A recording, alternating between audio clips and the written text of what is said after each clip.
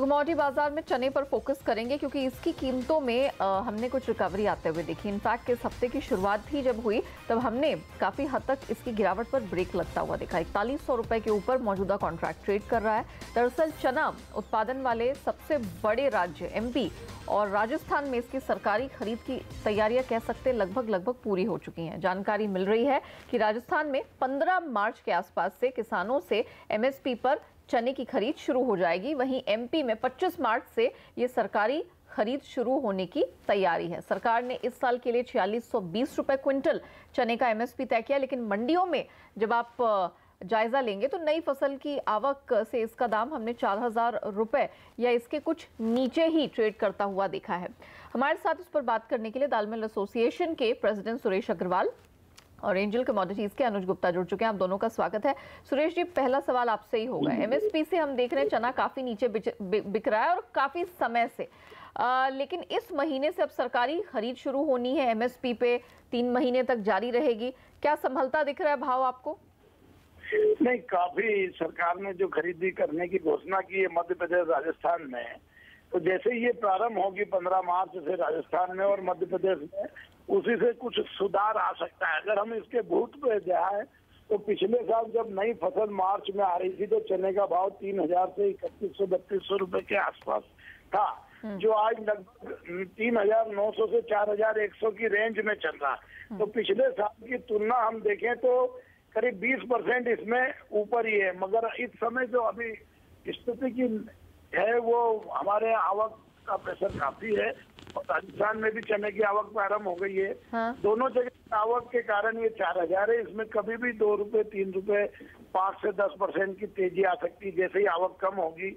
और इस बार अगर हम देखें तो सब दूर फसलें भी कमजोर हुई है। कर्नाटक, गुजरात, महाराष्ट्र, मध्य प्रदेश, हर जगह राजस्थान को छोड़ के सभी दूर चने की फसलों का उत्पादन में कुछ ना कुछ गिरावट आई है। हाँ। और आवक का भी जो इंडिया के बाहर माल आता था, हाँ, उसकी भी स्थिति हमारी 50% ड्यूटी लगने से काफी कम आई है। मटर पूरे साल बंद रहा है। पिछले साल अगर 28 लाख मैट्रिक टन मटर आया था कनाडा से, हाँ, जो आज हमेशा मानते हैं कि वो करीब उसमें 75% कमी आई है। अच्छा। तो चने में मंदी आए या और बाजार नीचे जाए, हाँ, ऐसी संभावना कम है। ये जरूर है कि सरकार के पास 15-16 लाख मैट्रिक। सुरेश जी, ये जो आप कह रहे हैं कि 2 से 3 रुपए किलो की आप तेजी देख रहे हैं, जो 5 से 10% यहाँ से और मजबूती की आप बात कर रहे हैं, ये किस टाइम फ्रेम में आप आता हुआ देख रहे हैं? ये मजबूती तो सरकारी खरीदी होते से ही प्रारंभ हो जाएगी, क्योंकि सरकार खरीदने के लिए अभी 2 महीने से असमंजस में थी। अब उन्होंने जब निर्णय कर लिया है कि 15 मार्च और 25 मार्च को हम खरीदेंगे, तो सब किसान रजिस्ट्रेशन कराने लग गए, अपना चना रोकने लग गए, अनाज मंडियों में लाना बंद कर दिया। क्योंकि सबको, किसान को ये है कि 25 दिन बाद अपना माल पिन जाएगा, 25 तारीख को पिन जाएगा।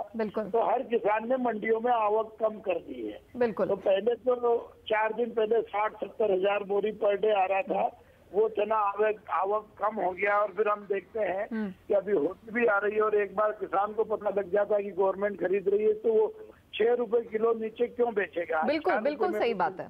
बिल्कुल सही बात है। बेचता है तो महीने भर बाद वो 46 में बेचेगा ना। 25 मार्च में दिन कितने बचे हैं? 18-19 दिन है। तो किसानों ने माल को होल्ड करना चालू कर दिया, इसलिए मंदी की संभावना कम है। किसान माल रोकने लगे हैं। फसल का एकरेज इस बार घटा है, उत्पादन कम होने की संभावना है। जो इंपोर्ट्स हम भारी मात्रा में बाहर से देख रहे थे वो यहाँ पर घट गए, खासतौर से कनाडा, जिसका जिक्र यहाँ पर सुरेश जी ने किया। एंड ऑफ कोर्स अब सरकार बहुत अग्रेसिवली खरीदारी की सोच रही है यहाँ पर और तैयारियां लगभग पूरी हो चुकी हैं एमपी राजस्थान दोनों में, और इसी महीने से अब खरीदारी शुरू भी हो जाएगी। चलिए अनुज, सारे फैक्ट्स ग्राउंड डेटा तो सामने रख दिया है। मान लें कि अब 4100 के पास बॉटम बन चुका है, अब यहाँ से कोई मूवमेंट होगा तो वो अपसाइड का ही होगा। Neha ji, good morning. बिल्कुल, जैसा कि अग्रवाल साहब ने कहा, जो फैक्ट्स बताए हैं, और अगर हम देखें भी तो 3-4 दिनों से अगर हम देखें तो एक लोअर लेवल से बाउंस बैक चने में देखने को मिला है। इवन अगर हम टेक्निकल चार्ट्स को भी देखें तो मार्केट अब ओवरसोल्ड में है, तो यहाँ से ज़्यादा डाउनसाइड नहीं लगता है। हालांकि मुझे लगता है कि करंट लेवल जो है वो बिकवाली के लिए नहीं है। हाँ। किसी को ट्रेड करना है 4100 के आसपास बाय करके चले, ऊपर में 4180 4200 तक के लेवल देखने को मिल सकते हैं। मगर ये भी है कि अगर अराइवल्स बढ़ते हैं, क्योंकि जैसा कि 15 मार्च से खरीदारी स्टार्ट होगी, तो हो सकता है कि अगर बीच में अराइवल्स बढ़ते हैं तो हो सकता है कि कुछ प्रेशर देखने को मिले। बट मुझे लगता है कि फिलहाल अभी अगर किसी ने बेचा हुआ है तो यहाँ पर प्रॉफिट बुक करे, और यहाँ पर अगर ट्रेडिंग करनी है तो शॉर्ट टर्म के लिए बाय इनिशिएट करके चल सकते हैं। ओके, आप ये जो 4200 के लेवल की बात कर रहे हैं, इसको कितना समय देंगे? और साथ ही इस बात को भी ध्यान में रखिएगा कि सिर्फ सरकारी खरीद नहीं, यहाँ पर जो बेमौसम बारिश हुई, जो ओले पड़े, उससे फसल को काफी नुकसान हुआ है। उत्पादन एकड़ तो वैसे ही घटा था क्योंकि किसानों का बिल्कुल मन हट गया था यहाँ से, और साथ ही उत्पादन भी अब और कम होता हुआ दिखाई दे रहा है। जो पहले एस्टिमेट्स थे वो काफी घटा दिए गए हैं। तो इन सब के मद्देनजर आवक तो चलिए एक फैक्टर है, सीजनल है, लेकिन ये जो दो चीजें अब हो गई हैं, इसके बाद अब अगले 1-1.5 महीने में क्या टारगेट देख रहे हैं? जो है करीबन 10% घटा है, और अगर हम जो गवर्नमेंट का एडवांस एस्टिमेट देखें तो उसमें 8% प्रोडक्शन भी कम देखने को मिल रहा है। तो मुझे लगता है कि अब जो लेवल्स हैं ये बिकवाली के लिए नहीं है। हाँ। हमें लगता है कि यहाँ पर जो गिरावट थी, यहाँ पर एक बार एग्जिट हो सकते हैं सेलिंग से, और बाइंग के लिए यहाँ पर बना सकते हैं। तो इनिशियली जो हम टारगेट कर रहे हैं 4200, जो कि मुझे लगता है कि नेक्स्ट एक हफ्ते में 7 से 10 दिन के बीच में देखने को मिलेगा। और 4200 के ऊपर अगर भाव चलेंगे तो अगेन हम देखेंगे कि एक पॉजिटिव मोमेंटम प्राइस को रैली करता हुआ दिखाई देगा, जो कि ऊपर में करीबन 4280 4300 तक जा सकता है। तो सेलिंग मुझे लगता है कि अब निकल जाना चाहिए चने से। यहाँ पर बाइंग की अगर पोजीशन बनानी है तो ट्रेडर्स बना सकते हैं। तो बिकवाली का वक्त हुआ खत्म चने में, अब खरीदारी का है मौका। खरीदारी करना शुरू कर लीजिए, क्योंकि सही वक्त पर CNBC आवाज ये रणनीति आपके लिए लेकर आ रहा है हमारे एक्सपर्ट्स की मदद से। 4100 के पास बन चुका है बॉटम। एक हफ्ते 10 दिन में 4200 का टारगेट, और उसके ऊपर फिर 4280 4300 के लेवल की भी मध्यम अवधि में हो रही है बात। सुरेश जी, अनुज, आप दोनों का शुक्रिया हमारे साथ जुड़ने के लिए, और चने पर वो टाइमली स्ट्रैटेजी रखने के लिए। अब फोकस आगे बढ़ाते हैं कच्चे तेल की तरफ, क्योंकि कच्चे तेल में अब हम देख रहे हैं कि लगातार गिरावट है, वो थोड़ा और गहराती चली जा रही है। घरेलू बाजार पर नजर डालिए, 3960 के नीचे इसकी कीमतें आ गई, ऑलमोस्ट 50 रुपए की कमजोरी है। नाइमेक्स क्रूड 56 पे 1% नीचे, $65 के लेवल को अभी भी वैसे ब्रेंट होल्ड कर रहा है, लेकिन कमजोरी यहां पर भी हावी है। हमने गोल्डमैन सैक्स की तरफ से रिपोर्ट आते देखी, जिसमें उन्होंने कहा है कि ब्रेंट को वो ज्यादा से ज्यादा मैक्स टू मैक्स $70-75 तक जाता देख रहे हैं। इसके मायने क्या है, यहां से अब आउटलुक कैसा रहेगा कच्चे तेल का, इस पर बात करने के लिए CNBC TV 18 की कमोडिटी एडिटर मनीषा गुप्ता जुड़ चुकी है। मनीषा, गोल्डमैन सैक्स ने एक तरह से अब एक लिड रख दी है, एक लिमिट बता दी है कि देखिए 70 और उसके बाद मैक्स टू मैक्स 75, इतनी ही तेजी दिख रही है। दूसरी छमाही से कीमतों पर प्रेशर दिख सकता है, और ऐसे ही रिपोर्ट्स हमने दूसरे बैंकर्स की तरफ से भी साल की शुरुआत में पिछले साल भी आते हुए देखी है। सवाल अब ये है कि क्रूड में जो फर्राटा रफ्तार थी, स्टोरी थी, क्या अब यहाँ पर ब्रेक लग गया है? जी नेहा, इवन जो हमने मुनाफा वसूली आते हुए देखी है कच्चे तेल में पिछले 2-4 सेशंस में, उसके बावजूद भी हम 20% की बढ़त यहाँ पर बनाए हुए हैं 2019 पे। और जो गोल्डमैन सैक्स की रिपोर्ट आपने पढ़ी, वो इन लेवल से करीबन $5 से $10 ऑन द हायर साइड है। अगर आप 70 या 75 भी यहाँ पर पकड़ के चलें तो इसका मतलब है कि यहाँ पर बॉटम बन चुका है, लेकिन अपसाइड यहाँ से और भी देखने को मिल सकती है। एज ऑफ नाउ जो प्रेशर है वो US वीकली इन्वेंट्री डेटा की इंतजार में है। API के हिसाब से 7.5 मिलियन बैरल्स का यहाँ पर इजाफा देखने को मिल सकता है कच्चे तेल की इन्वेंट्रीज में, उसका असर हमने यहाँ पर आते हुए देखा है।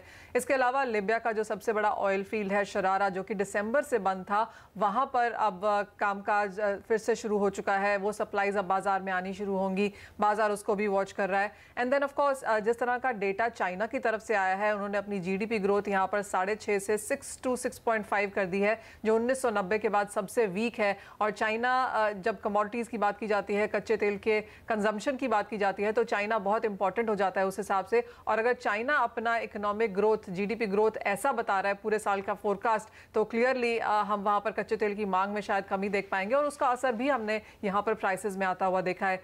US डॉलर में आज फिर बढ़त देखने को मिली है, उसका भी असर है। बाजार ऑफ कोर्स US का जो नॉन मैन्युफैक्चरिंग डेटा है वो यहाँ पर पॉजिटिव आया है, तो कुछ बहुत जो डेटाज इवेंट्स हैं वो थोड़े पॉजिटिव हैं, और उसका फायदा भी कच्चे तेल में है। जैसे कि US एंड चाइना की ट्रेड कॉन्वर्सेशन शायद यहाँ पर बेहतर हो जाए, चाइना शायद यहाँ पर और स्टिमुलस मेजर्स भी लेके आएगा, और बाजार मान के चल रहा है कि आगे जाके US डॉलर वीक रहेगा, इन्फ्लेशन हम बढ़ता हुआ देखेंगे, और उसका फायदा हम कमोडिटीज में आता हुआ देखेंगे। तो ये जो 2-3 दिन की जो गिरावट हमने आते हुए देखी है, थोड़ी सी और हम यहाँ पर मंदी शायद देख पाएंगे। लेकिन आप देखेंगे कि ज़्यादातर कमोडिटीज़ में, चाहे वो इंडस्ट्रियल है, चाहे वो सोना चांदी है, चाहे वो मेटल्स है या क्रूड है, लॉन्गर टर्म जो हमारे लेवल्स हैं या जो बुलिशनेस है वो यहाँ पर अभी भी इंटैक्ट है। लेकिन नियर टर्म में क्योंकि प्राइसेस काफ़ी ज़्यादा भाग चुके थे, तो कुछ बहुत मुनाफा वसूली यहाँ पर देखने को मिली है। जहाँ तक कच्चे तेल की बात है, आई थिंक $1-2 यहाँ से और गिरावट देखने को मिल पाएगी। प्राइसेस कंसोलिडेट हो सकते हैं और फिर ऑफकोर्स जैसे आपने कहा, जैसे गोल्डमैन सैक्स की, यूबीएस की, मॉर्गन स्टैनले वगैरह की रिपोर्ट है कि भाव यहाँ से और बढ़ सकते हैं सेकंड क्वार्टर या सेकंड हाफ में भी, तो वो चीज़ हम फिर से वापस आता हुआ देखेंगे। शुक्रिया मनीषा वो सारी डिटेल्स रखने के लिए। चलिए अब घरेलू बाजार में रणनीति कैसे अपनाई जाए, वो सारे फंडामेंटल्स डिटेल्स जो मनीषा ने रखे हैं उसके बैकड्रॉप में यहाँ मदद करने के लिए मोनार्क नेटवर्थ कैपिटल की रेनिशा चंदानी जुड़ चुकी है। रेनिशा गुड मॉर्निंग। रेनिशा बताइए आज कच्चे तेल में क्या किया जाए, 3950 के करीब है, इन लेवल से आप और प्रेशर देख रही हैं? Yes, good morning. यहाँ मुझे लगता है क्रूड ऑयल में जो प्रेशर है वो कंटिन्यू रहेगा इस हफ्ते, और भी हम देख सकते हैं प्राइसेस डाउनसाइड में M6 पे 3900 तक का भी लेवल टच कर सकती है आज 1-2 दिनों में, एंड इनफैक्ट थोड़ा और भी सेल ऑफ आ सकता है। फंडामेंटल्स जिस तरह से मनीषा ने बताया, ये ओवरऑल एक टग ऑफ वॉर बनी हुई है एंड बैलेंस मार्केट है अभी, बट जिस तरह से मार्केट का सेंटीमेंट रोज चेंज होता है, हम प्राइसेस में उसी तरह का मूवमेंट देख रहे हैं। एंड जिस तरह से गोल्डमैन सैक्स की रिपोर्ट आई है एंड कैप का उन्होंने बात कही है $70 एंड कह रहे हैं कि ओपेक का जो कट है वो अप्रैल मंथ तक स्टॉप हो जाएगा and they again start producing मोर। तो इस वजह से थोड़ा सेल ऑफ और बना रह सकता है। सेंटीमेंट आज नेगेटिव हो चुका है प्राइसेस में, एंड टेक्निकली अगर आप देखें तो एक इम्पोर्टेंट सपोर्ट लेवल था M6 पे 3960 लेवल का, वो टूट चुका है। 3-4 ट्रेडिंग सेशंस के बाद ये लेवल टूटा है, तो आई सपोज यहाँ से सेल ऑफ कंटिन्यू रहेगा। ओवरऑल फेयरली बैलेंस मार्केट है एंड जैसे मैंने बताया आज का सेंटीमेंट नेगेटिव है, तो इंट्राडे प्लेयर्स को आज सेल करके चलना चाहिए। 1-2 दिनों में हम प्राइसेस को 3900 के नीचे कवर देंगे। ओके, हैविंग सेड सो, कच्चे तेल में गिरावट का सीधा सीधा मतलब होता है कि रुपए को सपोर्ट मिले।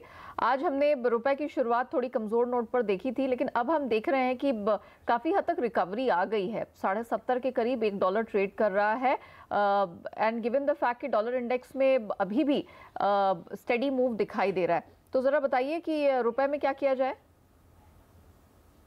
हम देख रहे हैं कि एक तरफ डॉलर इंडेक्स मजबूत हो रहा है तो वो प्राइसेस को डेप्रिशिएट कर रहा है, एंड दूसरी तरफ जो मार्केट का सेंटीमेंट पिछले एक हफ्ते से एक रिस्क ऑन टोन में था। जिस तरह देख रहे थे कि इक्विटी मार्केट काफी अच्छा परफॉर्म कर रहे थे एंड सारे रिस्की एसेट्स अच्छा परफॉर्म कर रहे थे, इस वजह से हमने देखा कि रुपये में एप्रिसिएशन कंटिन्यू रहा। बट अभी मुझे लग रहा है काफी ये सेल ऑफ आ चुका है USD INR मार्च फ्यूचर्स में, तो यहाँ पे कंसोलिडेशन होना चाहिए। So I expect overall trend अभी भी एप्रिसिएशन का है। It can come down to 70 level, जो भी 70.5 के आसपास है, ये 70 तक भी आ सकता है, बट थोड़े कंसोलिडेशन फेज के बाद। सो सेल ऑन रिलीज का मेरा व्यू रहेगा, I expect to come down to 70। Okay, sell on rallies की रणनीति अपनाए, रुपए में मतलब और स्ट्रेंथ दिखेगी। USD INR शॉर्ट करके चलने की सलाह है। टारगेट यहाँ पर आगे आते हुए 70 का दिखाई दे रहा है। वेरी वेल, चलिए ज़रा मेटल मार्केट पर नज़र डाल लेते हैं, क्योंकि आज चौतरफा गिरावट का दिन है। एल्यूमिनियम, कॉपर आधे % नीचे हैं। सबसे ज़्यादा पिटाई हम फिलहाल जिंक की होता हुआ देख रहे हैं, जो कि 0.5% नीचे है। 197 के इर्द गिर्द यहाँ पर ट्रेड, 197 के नीचे इनफैक्ट ट्रेड दिखाई दे रहा है। ज़रा बताइए रेनिशा, मेटल्स में क्या रणनीति अपनाई जाए? निकल काफ़ी प्रॉमिसिंग लग रहा था, लेकिन ऑफ कोर्स 6 महीने की ऊंचाई से हमने उसको फिसलते देखा है। कॉपर के फंडामेंटल्स तगड़े रहे हैं, लेकिन 460 के नीचे ये भी ट्रेड कर रहा है। तो ज़रा बताइए मेटल्स में आज क्या कर सकते हैं? मेटल्स में हमने देखा है कि जो सेंटीमेंट है कल से थोड़ा नेगेटिव हो चुका है। काफी अच्छा हम देखते थे रिकवरी कर रही थी 2 दिनों में। जिस तरह से डेवलपमेंट हुए हैं, फर्स्ट ऑफ ऑल सबसे बड़ा जो ट्रिगर था कल का, जो चाइनीज प्रीमियर मिस्टर ली ने कहा है कि जो चाइनीज इकोनॉमिक ग्रोथ है वो 6 to 6.5% रहेगी। ये सबसे बड़ा ट्रिगर है, जिस वजह से हमने देखा है कि overall base metals and precious metals में एक और सेल ऑफ कंटिन्यू हुआ है। एंड इसका असर जो हम देख रहे हैं डायरेक्टली कॉपर पर, जिंक, लेड, सारी कमोडिटीज, सारे बेस मेटल्स पे आए हैं। बट आप ओवरऑल देखें तो जिंक, कॉपर एंड निकल, इन तीनों में फंडामेंटल्स काफी स्ट्रॉन्ग है। सो आई वुड से अगर इस मार्केट में आपको ट्रेड करना है तो एक प्रेयर स्ट्रेटजी बनाई जा सकती है, जहाँ पे निकल के फंडामेंटल स्ट्रॉन्ग है तो उसमें बाइंग की जा सकती है 955 के आसपास with stop loss of 945 and upside में 970 तक के टारगेट्स देख सकते हैं। And on the other side lead में सेल किया जा सकता है। एक्सपेक्टिंग यहाँ से 2 से 3 रुपए तक की और डाउन साइड देखी जा सकती है।